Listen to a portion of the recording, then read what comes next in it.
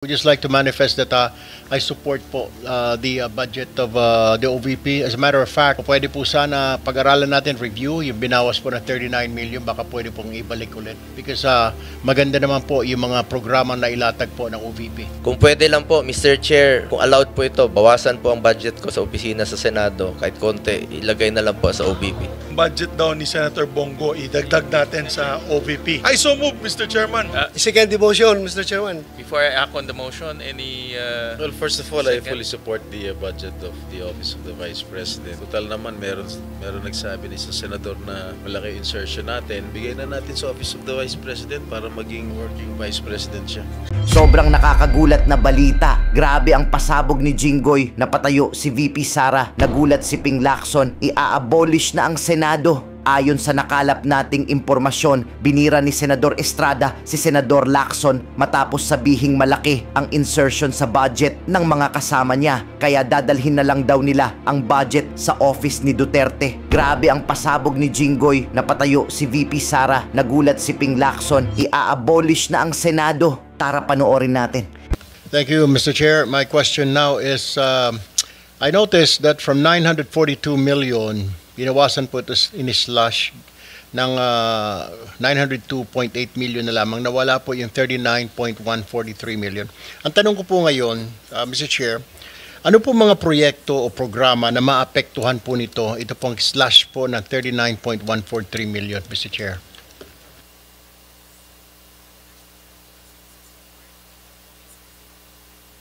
Mr. Chair, may I be recognized?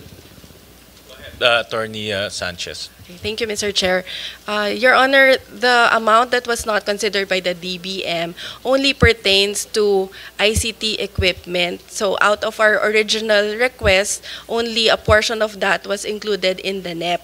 So we will just reprioritize the ICT equipment that we will procure and will work within the budget that was provided in the NEP. So, Mr. Chair, nabawasan po ito para sa ICT po ninyo. So, saan ho na manggagaling ngayon yung kailangan ninyong purchase for this purpose, Mr. Chair? As mentioned, Mr. Chair, we will just review our requirements and prioritize based on the urgency of the ICT equipment that we need to procure.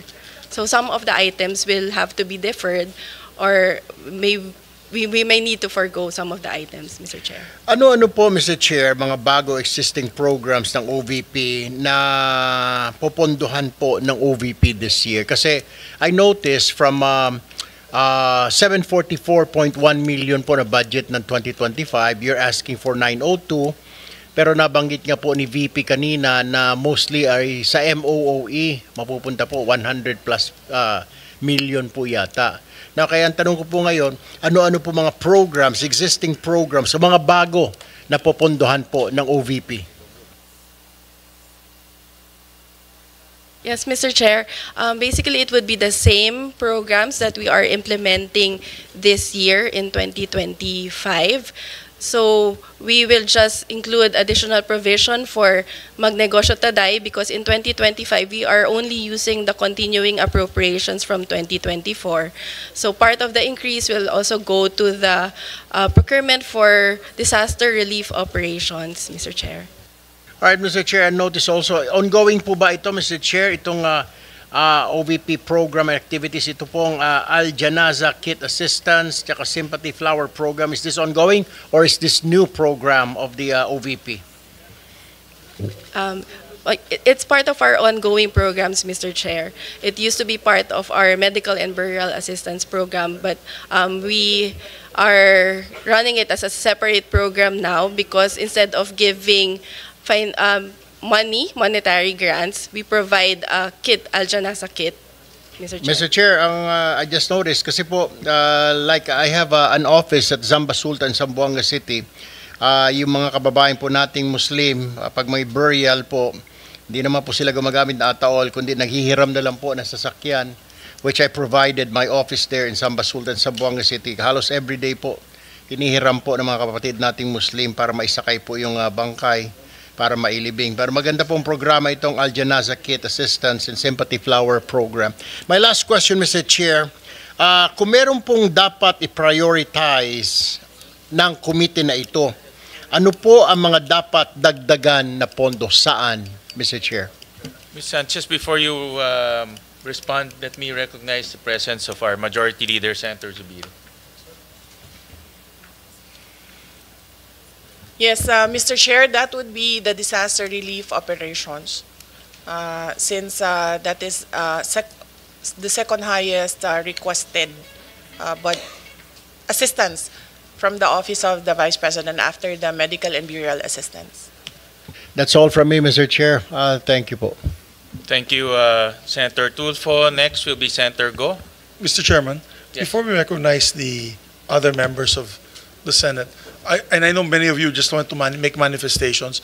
We have parliamentary courtesy here when usually in my how many budgets that I've handled, I've been to almost 23 budgets already. Pag bisita po ng Office of the Vice President and President, we give them parliamentary courtesy, and usually their budgets, and in this case, the budget of the Vice President is already a lean and mean budget. Hindi, wala na pong dagdag, kawawa nga, di ba po, Mr. President? So, maybe we can afford them the courtesy that we can approve the budget, of course, after the manifestations on the part of the leadership of the Senate. We'd like to extend that courtesy to the Office of the Vice President. Yes, Uh, Mr. Chair, also on the Mr. part Chair. of the minority, we Uh, also Senator we also would like to be associated with the motion of the majority leader.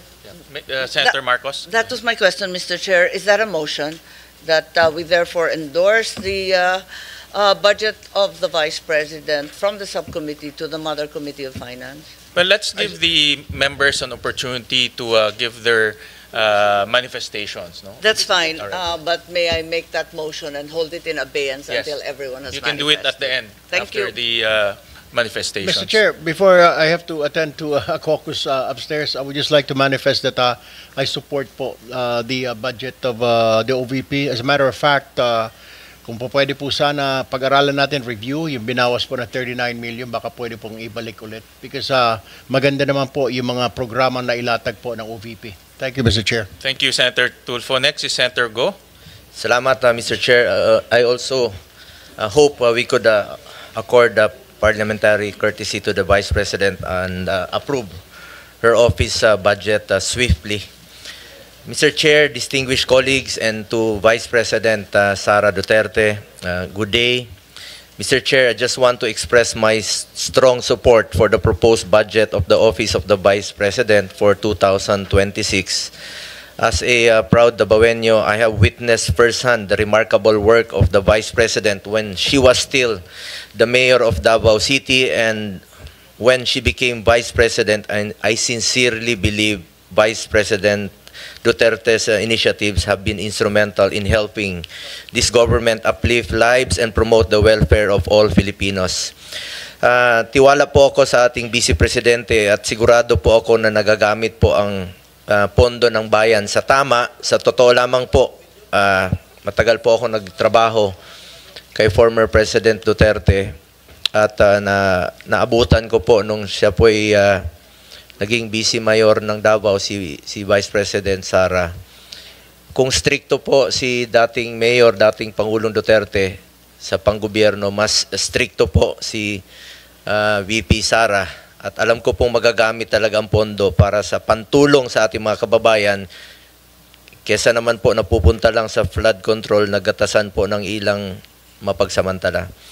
Sa mga nakaraang taon, nagkaroon ng OVP na mga programang nagbibigay ng tunay na benepisyo sa ating mga mamamayan.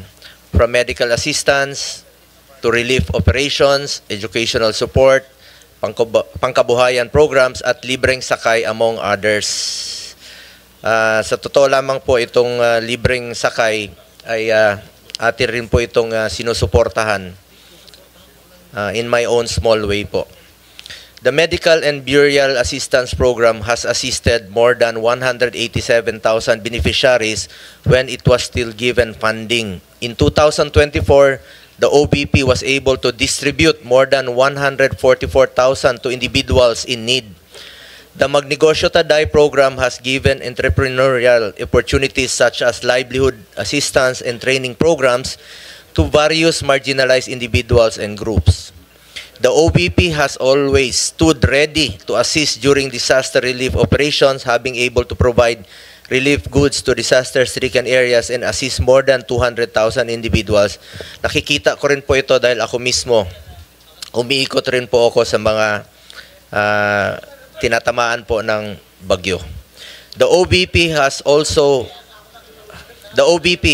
also has the Libreng Sakay program, which has served over 1 million passengers in Metro Manila, Bacolod, Cebu, and Davao. Ito po yung nabanggit ko kanina na atin pong sinusuportahan.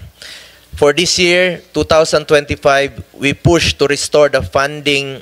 For the record lang po, Madam Vice President, meron lang po akong ibabanggitin sa inyo.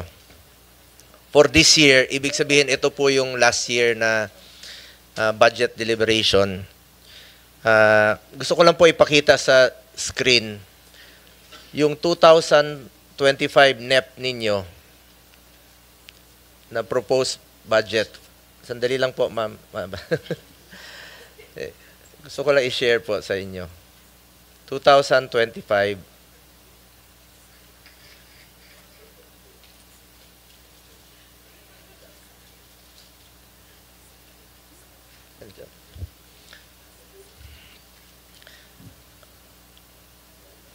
Hindi, yung 2000 NEP. Saan na yan? Ayun. Yung 2025 na NEP ninyo, yun po yung proposed budget ninyo for this year sa 2025. Pagdating po rito, after the GAB, ibig sabihin, after dumaan po sa lower house, ginawa pong 733 million. So, ibig po sabihin na nabawasan po pagdating dito sa Senado. Ito po yung sa 2025.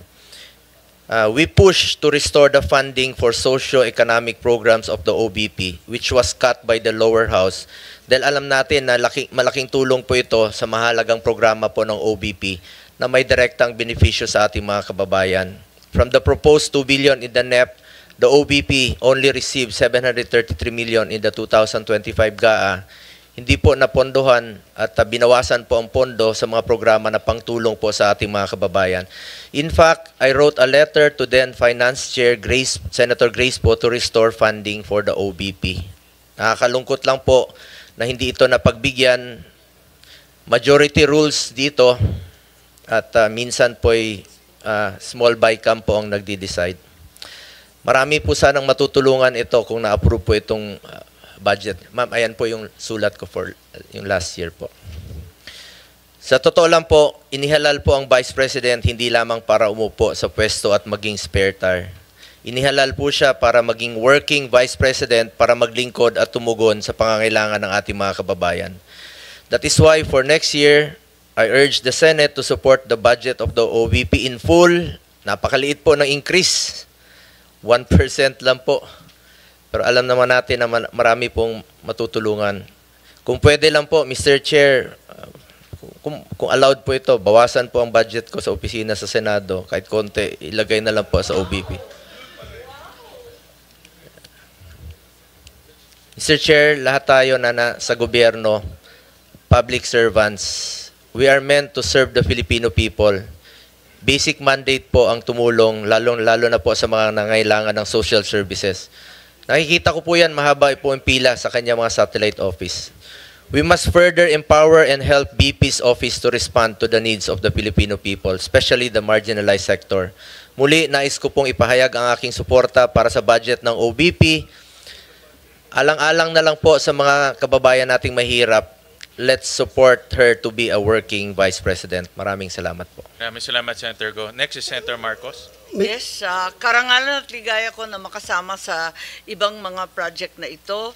Kaya alam ko na talagang magaganda at tulong sa ating mga mamamayan ang ginagawa ng OVP. Bilyon-bilyon ang naririnig nating na hinahatid na tinatawag na basura doon sa flood control. Kung tutuusin, wala pang 1 bilyon ang hinihingi ng OVP. Barya lang po ito, ibigay na po natin, dagdagan pa. At dahil dito, nagmotion na po ako na sana ipasa na natin at i-endorso na sa malaking komite. So, Mr. Chairman, if I may, So there was a motion duly seconded by Senator Amy Marcos. I made that motion earlier. Of course, with the amendment that yung budget daw ni Senator Bongo, idagdag natin sa OVP. Kasi siya na mismo nag-offer, Mr. President. So you can make that amendment in the budget para madagdagan sila. I so move, Mr. Chairman. Second the motion, Mr. Chairman. Senator Padilla, do you have any manifestation? Before I act on that, I know that you have my manifestation. Maraming salamat po. Sinusundan ko na po ang sinambit ni Senator Marcos at si About Senator Zubiri. Yeah, thank you. Senator Estrada, before I act on the motion, any... Well, first of all, I Second. fully support the budget of the Office of the Vice President. And then I would like to associate myself again with the statement of Senator Bongo. Total naman, meron nagsabi ni isang senador na malaki insertion natin. Ibigay na natin sa Office of the Vice President para maging working Vice President siya. Thank you for that manifestation. There's a motion made by our Majority Leader and Senator Marcos, duly seconded by Senator Bato, Senator Padilla, Senator Estrada. Is there any objection? Hearing none, the budget of the Office of the Vice President is now deemed submitted for plenary's consideration. So, congratulations. Thank you very much, Madam Vice Mr. President. Chair, and thank you, members of the Senate. Maraming salamat. Thank you. This budget briefing is hereby suspended. Ngayon, ikaw, bilang Pilipino, ano ang masasabi mo at reaksyon sa balitang ito? Mag-iwan ka ng komento sa ibaba at atin pong babasahin isa-isa.